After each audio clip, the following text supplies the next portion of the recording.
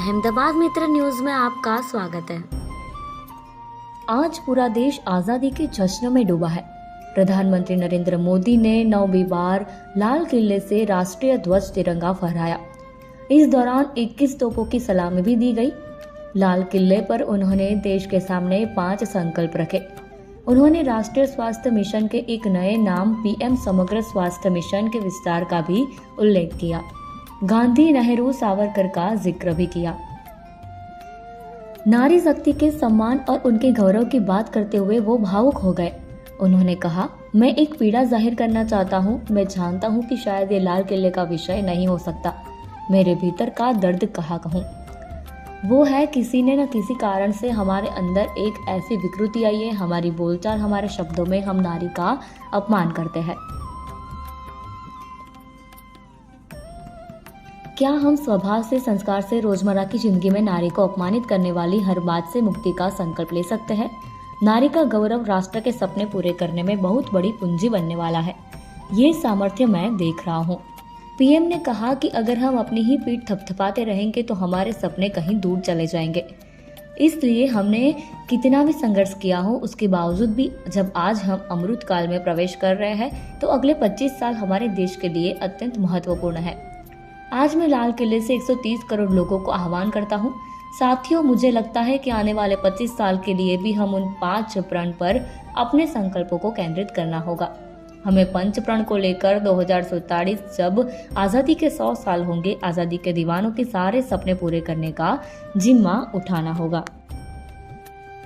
उन्होंने कहा, आज एक ऐतिहासिक दिवस है, एक पुण्य पड़ाव, एक नई राह, एक नए संकल्प और नए सामर्थ्य के साथ कदम बढ़ाने का यहाँ शुभ अवसर है। आजादी की जंग में गुलामी का पूरा कालखंड संघर्ष में बीता है। भारत का कोई कोना ऐसा नहीं होगा जहां देशवासियों ने सैकड़ों सालों तक गुलामी के खिलाफ जंग न किया हो, जीवन न खपाया हो, आहुति न दी हो। आज हम सब देशवासियों के लिए ऐसे हर महापुरुष के लिए नमन करने का अवसर है। उनका स्मरण करते हुए उनके सपनों को पूरा करने के लिए संकल्प लेने का भी अवसर है। आज हम सभी कृतज्ञ हैं पूज्य बापू के, नेताजी सुभाष चंद्र बोस, बाबा साहेब आम्बेडकर, वीर सावरकर के, जिन्होंने कर्तव्य पथ पर जीवन को खपा दिया। यह देश कृतज्ञ है मंगल पांडे, तात्या टोपे, भगत सिंह, सुखदेव, राजगुरु, चंद्रशेखर आजाद, अशफाक उल्लाह खान, राम प्रसाद बिस्मिल ऐसे क्रांतिकारियों ने अंग्रेजी हुकूमत की नींव हिला दी। पीएम मोदी ने कहा, 14 अगस्त को भारत में विभाजन विभिषा स्मृति दिवस को भी हृदय के घावों को याद करके मनाया। देशवासियों ने भारत के प्रति प्रेम के कारण सबने दर्द खुशी खुशी सहे। आजादी के अमृत महोत्सव में हम सेना के जवानों, पुलिसकर्मी, ब्यूरोक्रेट, लोक सेवक, जनप्रतिनिधि, शासक, प्रशासक को याद करने का अवसर है। 75 साल की हमारी ये यात्रा अनेक उतार चढ़ाव से भरी हुई है। सुख दुख की छाया मंडराती रही है। इसके बीच भी हमारे देशवासियों ने पुरुषार्थ किया, उपलब्धियां हासिल की। ये भी सच्चाई है। सैकड़ों सालों की गुलामी ने गहरी चोट पहुंचाई है। इसके भीतर एक जीत थी, जुनून था। आजादी मिल रही थी तो देशवासियों को डराया गया, देश के टूटने का डर दिखाया गया।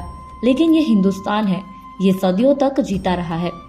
हमने अन्न का संकट झेला, युद्ध के शिकार हुए, आतंकवाद का प्रॉक्सीवार, प्राकृतिक आपदाएं झेली, लेकिन इसके बावजूद भारत आगे बढ़ता रहा।